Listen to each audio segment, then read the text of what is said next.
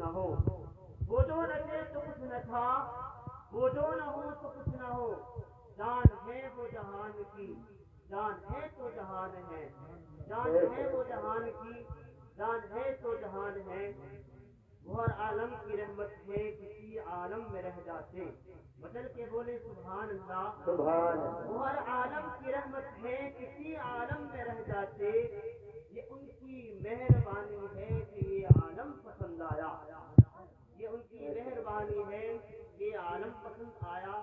آج کی حضرات سورہ مسلمہ کے بعد جس آیت کریمہ کی تلاوت کا شرف حاصل کیا، اس پر کچھ گفتگو کرنے سے پہلے مناسب ہی نہیں بلکہ ضروری سمجھتا ہوں۔ آئیے ہم اور آپ آقا نامدار مدینے کے تاجدار دونوں عالم کے مالک و مختار جناب احمد مصطفیٰ محمد مصطفیٰ صلی اللہ تعالیٰ علیہ وسلم کی بارگاہ مقدسہ میں درود پاک پڑھیں، بڑے بآواز بلند صلی اللہ علیہ نبی صلی اللہ تعالیٰ علیہ وسلم۔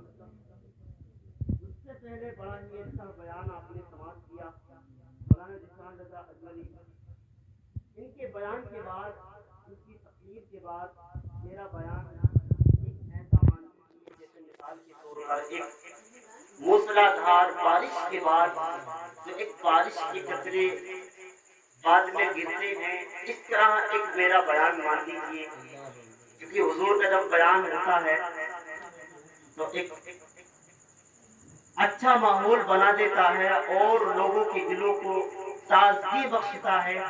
اسی کو مد نظر رکھتے ہوئے میں بھی کچھ آپ کو باتیں بتانے کی کوشش کروں گا۔ اللہ کی بارگاہ میں دعا ہے کہ ہمارے اس پروگرام کو اپنی بارگاہ میں قبول فرمائے اور جس مناسبت سے اس محفل کو سجایا گیا اس بچی کی عمر میں بے پناہ برکتیں عطا فرمائے اور بچی کو نیک باعمل عالمہ فاضلہ بننے کی توفیق عطا فرمائے۔ آئیے حضرات ایک مرتبہ اور درود پاک پڑھیں، بڑے بآواز بلند صلی اللہ علیہ نبی صلی اللہ تعالیٰ علیہ وسلم۔ پیارے آقا علیہ السلام کے پیارے دیوانوں، مجھ سے کسی نے سوال کیا میلاد آخر کس کو منانا چاہیے؟ میں نے جواب دیا میلاد ہر اس بچی کو منانا چاہیے جس بچی کو زندہ ہونے سے پہلے دفن کر دیا جاتا تھا۔ آخر میلاد کس کو منانا چاہیے؟ میں نے جواب دیا اس ہر ماں کو میلاد منانا چاہیے جس ماں کو اس کا بیٹا اس کے گلے میں رسی ڈال کر کے بازار میں بیچ آتا تھا۔ آخر میلاد کس کو منانا چاہیے؟ میں نے جواب دیا اس غریب کو میلاد منانا چاہیے جس غریب کے بارے میں میرے آقا نے فرمایا جب میں جنت میں جاؤں گا تو میرے آگے بھی غریب ہوں گے، پیچھے بھی غریب ہوں گے، دائیں بھی غریب ہوں گے، بائیں بھی غریب ہوں گے۔ آخر میلاد کس کو منانا چاہیے؟ اس باپ کو میلاد منانا چاہیے جس کے بارے میں آقا نے فرمایا اگر کوئی اپنی بیٹی کی صحیح کر پرورش کرتا ہے، پرورش کرنے کے بعد اس کا نکاح کرتا ہے، شریعت کے مطابق اس کی زندگی گزرواتا ہے تو وہ میرے ساتھ جنت میں ایسے جائے گا جیسے میرا بازو جنت میں جائے گا۔ آخر میلاد کس کو منانا چاہیے؟ اس غریب اور یتیم بچے کو میلاد منانا چاہیے جس کے بارے میں آقا نے فرمایا اگر کسی غریب بچے کے سر پر ہاتھ شفقت کا رکھ دیا جائے اللہ رب العزت اس کو 1 مہینہ نفلی اعتکاف کا ثواب عطا فرماتا ہے۔ آخر میلاد کس کو منانا چاہیے؟ ہر اس عورت کو میلاد منانا چاہیے جس عورت کا آدمی مر جاتا تھا، شوہر اگر انتقال کر جاتا تھا، اس عورت کو بڑی بے عزتی کے ساتھ نکالا جاتا تھا، اس کے اوپر اونٹ کی مسینوں کی بارشیں کی جاتی تھی اور اس کو بستی سے دور کر دیا جاتا تھا اور اس کو نفوست کا ایک لقب دے دیا جاتا تھا۔ آخر میلاد کس کو منانا چاہیے؟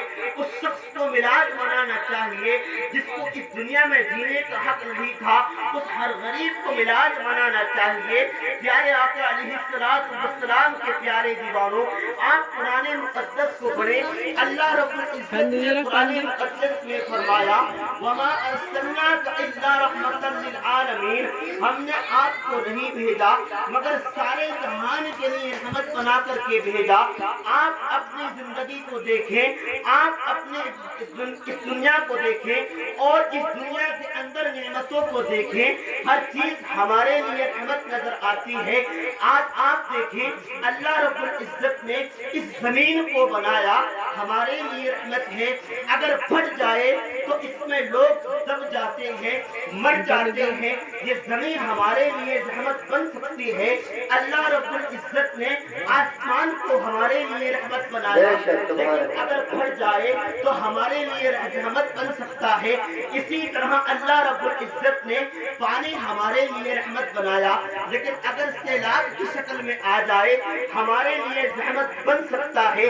اسی طرح اللہ رب العزت نے ہوا کو ہمارے لیے رحمت بنایا، لیکن اگر طوفان آ جائے ہمارے لیے رحمت بن سکتی ہے۔ اسی طرح اللہ رب العزت نے آگ کو ہمارے لیے رحمت بنایا، ہم طرح طرح کی غذائیں بنا کر کے کھاتے ہیں، لیکن اگر کہیں آگ لگ جاتی ہے لوگ اس میں جھلس کر کے مر جاتے ہیں، جل کر کے راکھ ہو جایا کرتے ہیں، لیکن ہمارے لیے وہ رحمت بھی ہے۔ لیکن اگر اس کا الٹا دیکھیں گے تو وہ ہمارے لیے رحمت کی نظر آئے گی۔ لیکن آؤ پیارے آقا کی بارگاہ میں چلتے ہیں، مدینے کے آقا کی بارگاہ میں چلتے ہیں، آمینہ کے لال کی بارگاہ میں چلتے ہیں۔ آپ تاریخ کا مطالعہ کریں، جب مکہ کی گلیوں میں آپ کو ستایا جاتا تھا، مکہ کے کفار جب آپ کو پریشان کیا کرتے تھے، آپ کو تکلیف کیا کرتے تھے، آقا کو کنکرے مارا کرتے تھے، پتھر مارا کرتے تھے، آپ کی بارگاہ میں حضرت جبرائیل آ کر عرض کرتے تھے یا رسول اللہ صلی اللہ تعالیٰ علیہ وسلم آپ ہم کو حکم کر دیجئے، آپ اشارہ کر دیجئے، مکہ کے کافروں کو ہم نیست و نابود فرما دیں گے، ہم ان کے اوپر پہاڑوں کی بارش کر دیں گے، ہم ان کو غرق کر دیں گے، ہم ان کو تباہ و برباد کر دیں گے۔ لیکن آؤ آقا کی بارگاہ میں آقا ارشاد فرماتے تھے اے جبرائیل سنو، آپ صحیح کہتے ہو، آپ ان کو نیست و نابود کر دو گے، آپ ان کے اوپر پہاڑوں کی بارش کر دو گے، آپ ان کو تباہ و برباد کر دو گے۔ لیکن آؤ قرآن پڑھو، اللہ رب العزت نے مجھ کو کیا بنا کر کے بھیجا ہے۔ آپ فرماتے تھے اللہ رب العزت قرآن میں فرماتا ہے وَمَا أَرْسَلْنَاكَ إِلَّا رَحْمَةً، اللہ رب العزت نے میں نے آپ کو نہیں بھیجا مگر سارے جہان کی رحمت بنا کر، سارے جہانوں کے لیے رحمت بنا کر کے بھیجا۔ آپ دیکھیں آپ صرف رحمت بن کر کے آئے، آپ تمام لوگوں کے لیے رحمت بن کر کے آئے، آپ مسلمانوں کے لیے رحمت بن کر کے آئے، آپ کافروں کے لیے بھی رحمت بن کر کے آئے۔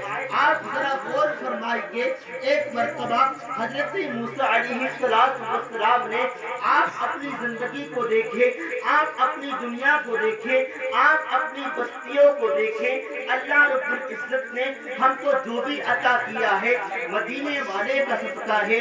آپ اپنے جسم کو دیکھیں، آپ اپنے گھر والوں کو دیکھیں، آپ اپنے بھائی بہن، اپنے ماں باپ کو دیکھیں، سب اللہ رب